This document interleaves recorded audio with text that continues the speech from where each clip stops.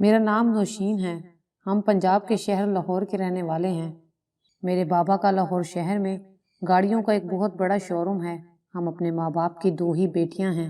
ہمارے گھر میں کسی چیز کی کمی نہیں تھی، مگر بابا ہم دونوں بیٹیوں کو ناپسند کرتے تھے۔ جب میرے بابا نے میری ماں سے شادی کی تو اسے بیٹے کی بہت چاہت تھی، مگر اللہ پاک نے انہیں پہلی اولاد بیٹی میری شکل میں عطا کی۔ شادی کے دوسرے سال جب میری ماں دوبارہ امید سے ہوئی تو میرے بابا کو یقین تھا کہ اس بار بیٹا ہی ہوگا، مگر اس بار بھی انہیں مایوسی کا سامنا کرنا پڑا، کیونکہ میری ماں نے اس بار بھی بیٹی کو جنم دیا تھا۔ میری چھوٹی بہن کے پیدا ہوتے ہی میرے بابا نے دوسری شادی کی رٹ لگا لی کہ اب میں بیٹے کی خاطر دوسری شادی کر کے ہی رہوں گا۔ میرے والد ایک ضدی قسم کے آدمی تھے، وہ ہر حالت میں دوسری شادی کر لیتے۔ اگر میرے دادا ابو انہیں اپنی جائیداد سے بے دخل کرنے کی دھمکی نہ دیتے تو میری امی میرے دادا ابو کی سگی بہن کی بیٹی تھی، اور سب سے بڑھ کر وہ دادا ابو کی بہت ہی لاڈلی تھی۔ تبھی دادا ابو نے اپنے بیٹے کو دوسری شادی نہیں کرنے دی۔ پھر اللہ تعالیٰ کی ایسی کرنی ہوئی کہ ہم دونوں بہنوں کے بعد ہمارے والدین کی کوئی اولاد نہ ہوئی۔ بس اسی دن سے میرے والد ہم دونوں بہنوں سے نفرت کرنے لگے تھے۔ وقت گزرتا گیا اور میں 17 سال کی ہو گئی۔ میں نے میٹرک اچھے نمبروں سے پاس کیا تھا۔ مجھے پڑھنے کا بہت شوق تھا۔ میں ڈاکٹر بننا چاہتی تھی، مگر میرے بابا چاہتے تھے کہ ہم دونوں بہنوں کی جلدی سے شادی ہو جائے۔ وہ تو میری شادی بہت پہلے ہی کروانا چاہتے تھے۔ یہ تو میری ماں نے شور ڈالا کہ لڑکی کو کم سے کم 17 برس کا تو ہونے دو۔ میری چھوٹی بہن 15 سال کی تھی۔ میرے بابا کہتے تھے بس تمہاری شادی اسی سال ہوگی اور اگلے سال میں تمہاری بہن کو بھی رخصت کر دوں گا۔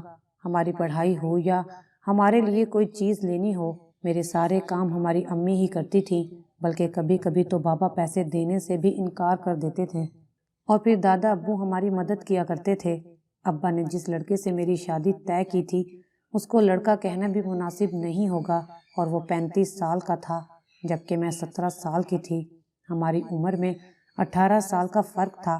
میری ماں نے بہت شور مچایا کہ ابھی نوشین کی عمر ہی کیا ہے، وہ ڈاکٹر بننا چاہتی ہے، خدا کے لیے اسے پڑھنے دو ابھی۔ مگر میرے باپ نے میری ماں کی ایک نہیں سنی اور کہا کہ میں ان بیٹیوں کا بوجھ اور نہیں اٹھا سکتا، ویسے بھی یہ پرائی ہوتی ہیں، اپنے گھروں کے وقت سے ہو جائیں تو اور کیا چاہیے۔ لیکن میں نے سنا تھا کہ جس شخص سے میری شادی کروائی جا رہی ہے وہ ایک بہت اچھا انسان تھا۔ اس کے گھر میں زیادہ لوگ نہیں تھے، صرف اس کی ایک بوڑھی ماں اور ایک بھائی تھا۔ میں نے یہ بھی سن رکھا تھا کہ اس کے گھر کا ماحول ہی اچھا ہے، کوئی روک ٹوک نہیں ہے، میں کبھی بھی کہیں بھی جا سکتی تھی، ساتھ ہی وہ پیسے بھی اچھے کماتا ہے۔ اور میرے بابا نے کہا کہ مرد کی کمائی دیکھی جاتی ہے، شکل اور عمر میں کیا رکھا ہے۔ لیکن میں بہت ڈری ہوئی تھی، میں شادی نہیں کرنا چاہتی تھی۔ جب مجھے دلہن بنایا جا رہا تھا تو میرے ہاتھ پاؤں کانپ رہے تھے، اور میرے آس پاس کی عورتیں یہ جانتی تھیں کہ میں شرم سے نہیں کانپ رہی، بلکہ میں بہت ڈری ہوئی تھی۔ سب نے سمجھایا کہ ڈرنے کی کوئی بات نہیں ہے۔ عورتیں کچھ دیر کے لیے مجھے اکیلا چھوڑ کر کمرے سے گئیں تو میری چھوٹی بہن اندر آ گئی۔ میری بہن کا نام فردوس تھا۔ وہ خود سجی ہوئی تھی اور بہت زیادہ پیاری لگ رہی تھی۔ وہ مجھ سے زیادہ خوبصورت تھی۔ وہ بہت خوش تھی۔ آج میری چھوٹی بہن نے ایک عجیب سی بات کر دی جسے سن کر میں حیران و پریشان ہو گئی۔ جب اس نے مجھے کہا کہ آپی آپ تو بہت ڈری ہوئی لگ رہی ہیں، تو میں نے کہا ہاں واقعی میں بہت ڈری ہوئی ہوں۔ شادی کوئی بچوں کا کھیل نہیں ہوتا ہے۔ اچانک سے انسان کی ساری زندگی، ماحول، رہن سہن سب کچھ بدل جاتا ہے، اور نئی نویلی دلہن تو اپنی مرضی سے اٹھ کے بھی کہیں نہیں جا سکتی۔ اور اچانک میری معصوم سی بہن نے اتنی بڑی بات کہہ دی۔ وہ کہنے لگی کہ نئی دلہن کو اور بھی بہت سے فائدے ملتے ہیں، کیا آپ کو ان کے بارے میں کچھ نہیں پتا؟ میں نے اسے حیران ہو کر دیکھا اور پوچھا یہ کون سے فائدے کی بات کر رہی ہو؟ تو کہنے لگی باجی آپ مجھ سے بڑی ہیں، آپ کو زیادہ پتہ ہوگا، اور اتنی بھی معصوم نہ بنے۔ میں حیران و پریشان رہ گئی۔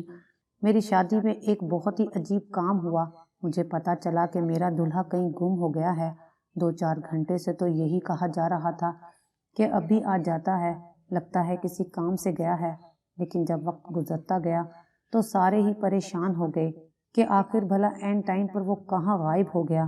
میرے دل میں تو بڑے خیال آنے لگے کہ کہیں وہ اس رشتے سے راضی نہیں تھا، اس لیے عین وقت پر چلا گیا ہے، और मेरी होने वाली सास का कहना था कि ऐसी कोई बात नहीं है, वो तो इस शादी से बहुत ज़्यादा खुश था, अभी आ जाएगा। थोड़ी देर बाद वसीम वापस आ गया।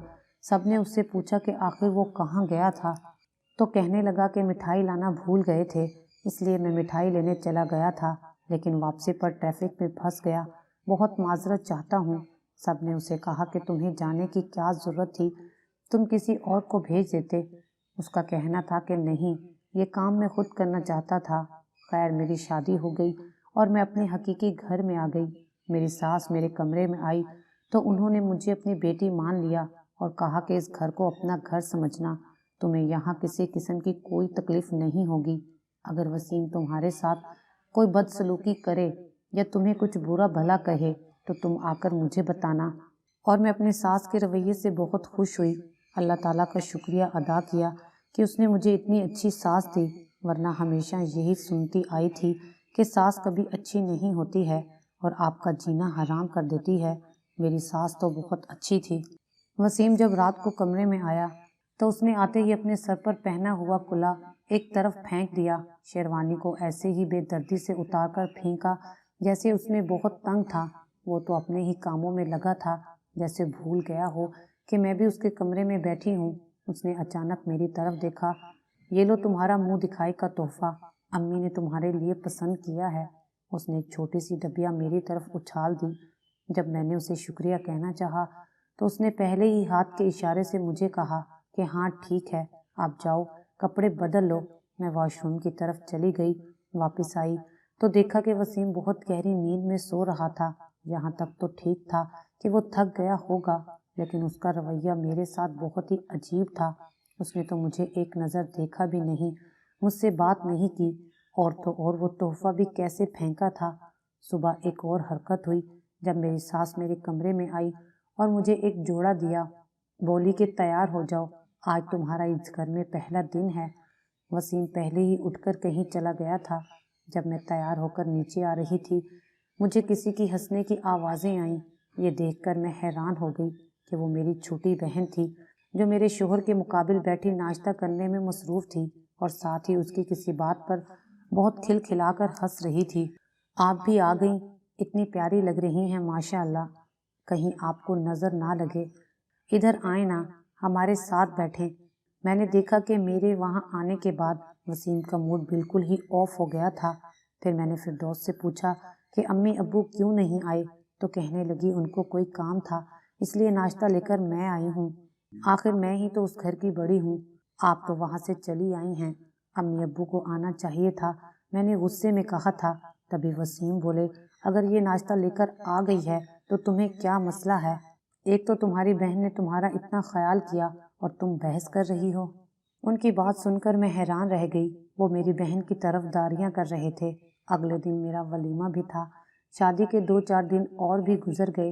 मैंने अपनी सास से कहा कि वो घर का कोई काम नहीं करेंगी, सारा घर मैं संभाल लूँगी। उन्होंने मना किया, लेकिन मैंने ज़िद की। मेरी सास मेरे साथ इतनी अच्छी थी और मुझे भी उनका ख्याल करना चाहिए था। वैसे भी इतने काम नहीं थे, 4 लोगों के भला क्या काम होते हैं। अभी मेरी शादी को 1 हफ्ता हुआ था कि मेरी बहन मेरे घर आई।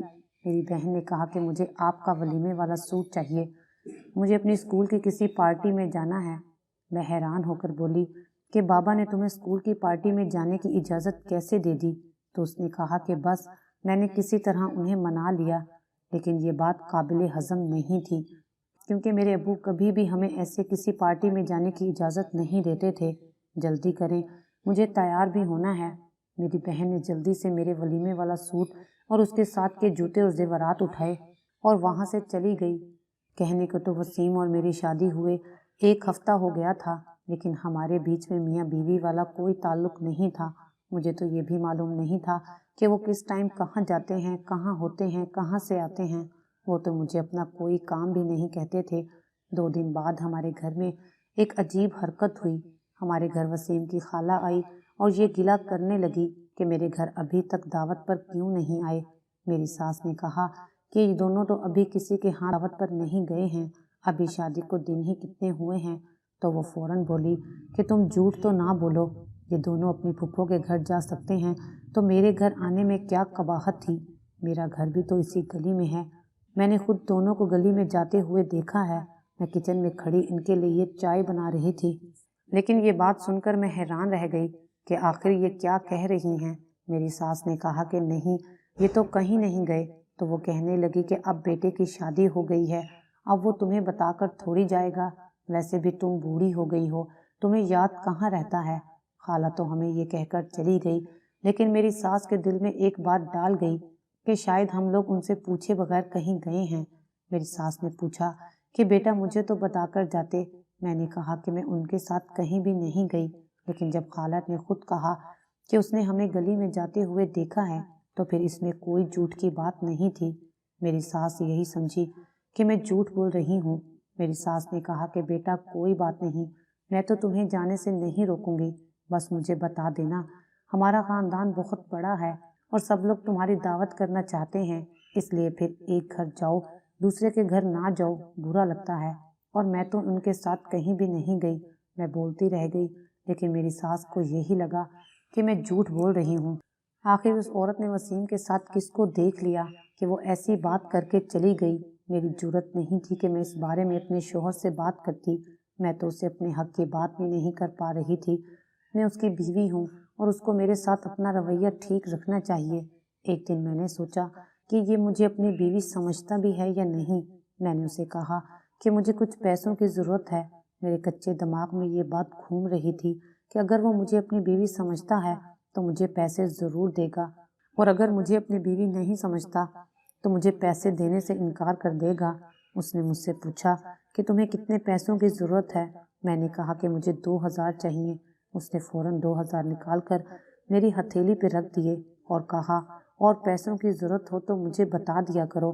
میں پگلی اسی بات پر خوش ہو گئی کہ میرے شوہر کم سے کم مجھے اپنی ذمہ داری تو سمجھتا ہے، اور شاید اس کو اس رشتے کو قبول کرنے کے لیے تھوڑے وقت کی ضرورت ہے۔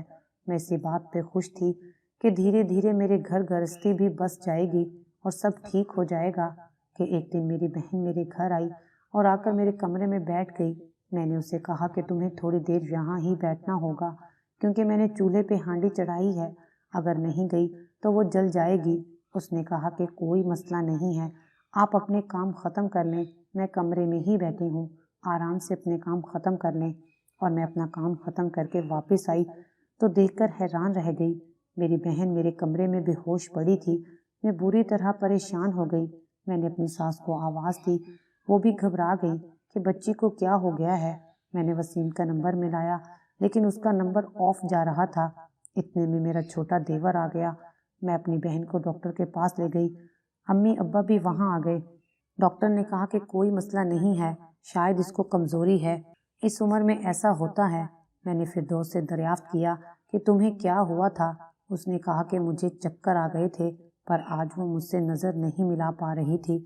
اس کی آنکھوں میں ایک عجیب سا ڈر تھا، وہ بہت تھکی ہوئی تھی اور پریشان لگ رہی تھی۔ میں نے اسے ایک طرف لے جا کر پوچھا کہ گھر میں تو سب ٹھیک ہے نا، امی ابو تو نہیں لڑے؟ تو کہنے لگی کہ نہیں، اب انہوں نے لڑنا چھوڑ دیا ہے۔ خیر وہ امی ابو کے ساتھ گھر چلی گئی۔ میں نے شام کو اس کی صحت پوچھنے کے لیے کال کی تو اس نے مجھ سے بات کرنے سے انکار کر دیا۔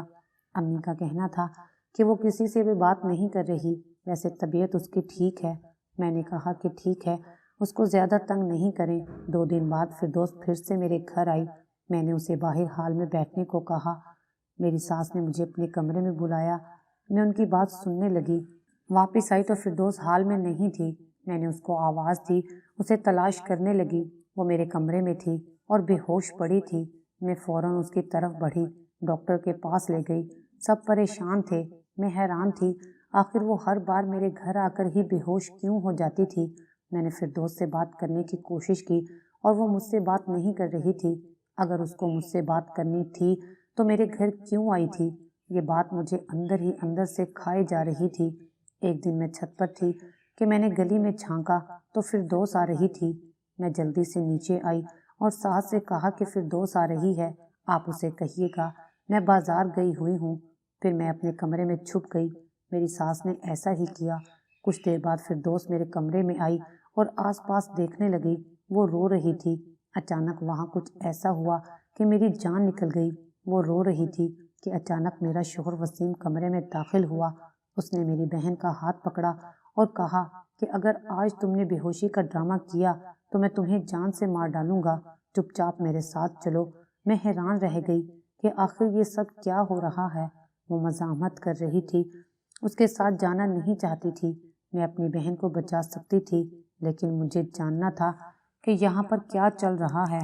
وسیم نے کہا کہ پہلے تو تمہارے اتنے نخرے نہیں تھے، اب تمہیں نخرے کرنے آ گئے ہیں۔ اگر تم نے میری بات نہ مانی تو میں تمہیں بدنام کر کے رکھ دوں گا۔ یہ بات یاد رکھنا کہ ہمیشہ عورت بدنام ہوتی ہے، مرد پر کوئی اثر نہیں پڑتا۔ فردوس کی مٹھی میں بے ہوشی کی دوا تھی۔ وہ اس دوا کو کھانے لگی کہ وسیم نے اس کا ہاتھ پکڑ لیا، دوائی اس سے چھین لی۔ اس نے کہا کہ میں جانتا ہوں کہ آج نوشین گھر پہ نہیں ہے، اس لیے تمہیں آج بچانے کوئی نہیں آئے گا۔ ہمت ہے تو چلاؤ، بلاؤ سارے گھر والوں کو، لیکن تم ایسا کبھی نہیں کرو گی کیونکہ تم جانتی ہو کہ تم بھی قصوروار ہو۔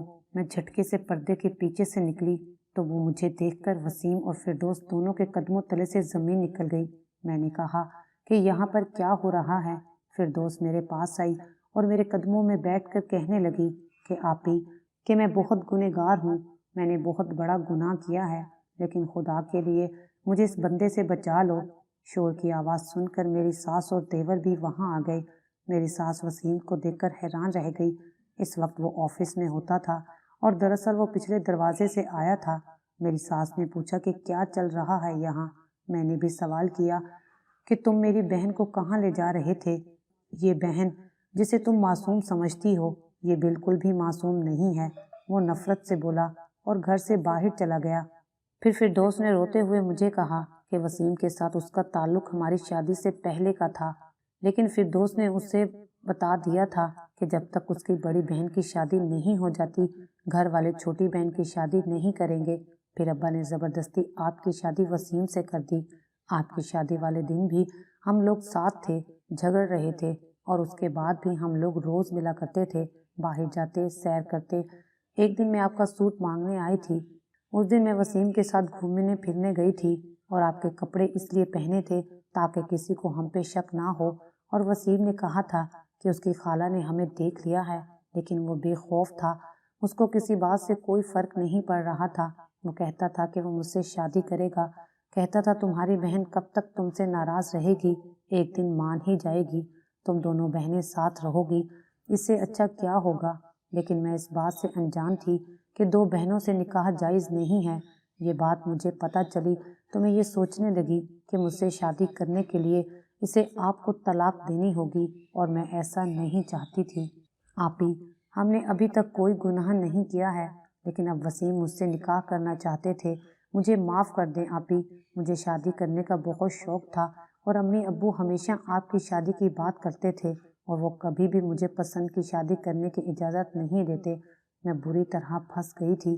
میں 3 بار آپ کے پاس آئی، سب بتا دینا چاہتی تھی، اور پھر ہمت ہی نہیں ہو رہی تھی، اور تینوں بار میرا وسیم سے سامنا ہو جاتا۔ پہلے 2 بار میں ڈر سے بے ہوش ہو گئی۔ میں نے اسے بچنے کے لیے اس چیز کو ڈھال بنا لیا۔ آپ کو ہر بار اپنے لیے پریشان دیکھ کر اپنے گناہ کا احساس اور بھی شدت سے ہوتا تھا مجھے۔ میں اپنے کیے پر بہت شرمندہ ہوں۔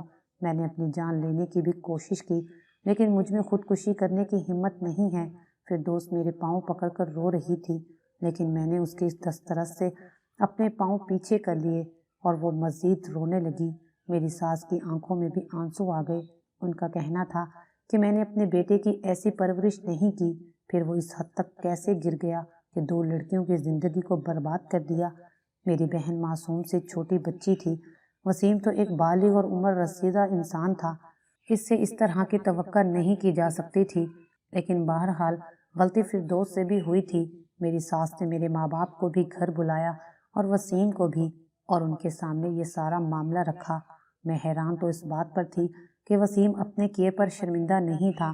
اس کا کہنا تھا کہ میں کسی سے معافی نہیں مانگوں گا، اپنی ایک بیٹی کو میرے سے طلاق دلائیں اور دوسری کا مجھ سے نکاح کر دیں، نہیں تو میں اس کے خلاف بدنامی پھیلا دوں گا۔ اسے اپنی ماں کے آنسوؤں کو بھی پرواہ نہیں تھی جو ہمارے سامنے اس قدر شرمندہ ہو رہی تھی۔ اور پھر وہاں ایک ایسی حرکت ہوئی جس کے بعد وسیم کا سر شرم سے جھک گیا، لیکن اس کی ماں کا سر فخر سے بلند ہو گیا، اور ہم سب حیران رہ گئے۔ वसीम का छोटा भाई नईम, जो हमेशा चुपचाप रहता था, आज बोला तो सबको हैरान ही कर दिया। उसने कहा कि आपको जो करना है करें, मैं फिरदौस से निकाह करूंगा। जो गलती आपने की है अब मैं सही करूंगा और भाभी की भी खुला करवाऊंगा, क्योंकि आप इतनी अच्छी औरत के साथ रहने के हकदार नहीं हैं। वसीम ने नईम को बुरा भला कहना शुरू कर दिया, यहाँ तक कि बात हाथापाई तक आ गई। मेरे वालिद साहब आगे बढ़े और कहा कि खबरदार जो उसको हाथ भी लगाया। एक हफ्ते बाद फिरदौस का निकाह नईम से करवा दिया गया। वसीम ने देखा कि इसका सारा ख़ानदान, उसका अपना भाई और उसकी बीवी भी उसके साथ नहीं, तो वो बहुत शर्मिंदा हुआ और सबसे माफ़ी मांगने लगा। लेकिन मैं अब अपना इरादा बना चुकी थी। मैंने कहा कि मैं उसके साथ नहीं रहना चाहती और मैं अपना सामान पैक करने लगी। मेरी सास मेरे पास आई और मुझे समझाने लगी कि जितनी गलती वसीम की थी उतनी ही फिरदौस की भी थी। अगर तुम अपनी बहन को माफ़ कर सकती हो तो हम सब वसीम को भी माफ़ कर सकते हैं।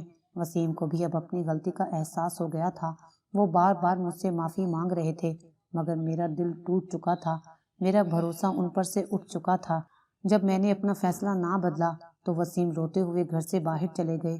कुछ देर बाद मेरा मोबाइल बजा और हमें खबर मिली कि वसीम एक हादसे का शिकार हो गया है। हम सब अस्पताल भागे। वसीम की हालत बहुत बुरी थी, वो बहुत जख्मी था और अब भी मुझसे माफ़ी मांग रहा था। उसकी ये हालत देखकर मुझसे रहा ना गया और मैंने उसे माफ़ कर दिया और उसकी ज़िंदगी की दुआएं करने लगी। अल्लाह ने मेरी दुआएं सुन ली और वसीम 1 माह अस्पताल में रहने के बाद घर आ गया। फिरदौस और नईम हमेशा के लिए कराची शिफ्ट हो गए और मैं अब वसीम के साथ एक हंसी खुशी ज़िंदगी गुजार रही हूँ। वसीम अब बहुत बदल गए हैं, मेरी हर बात मानते हैं और इस बात को 3 साल गुजर गए हैं।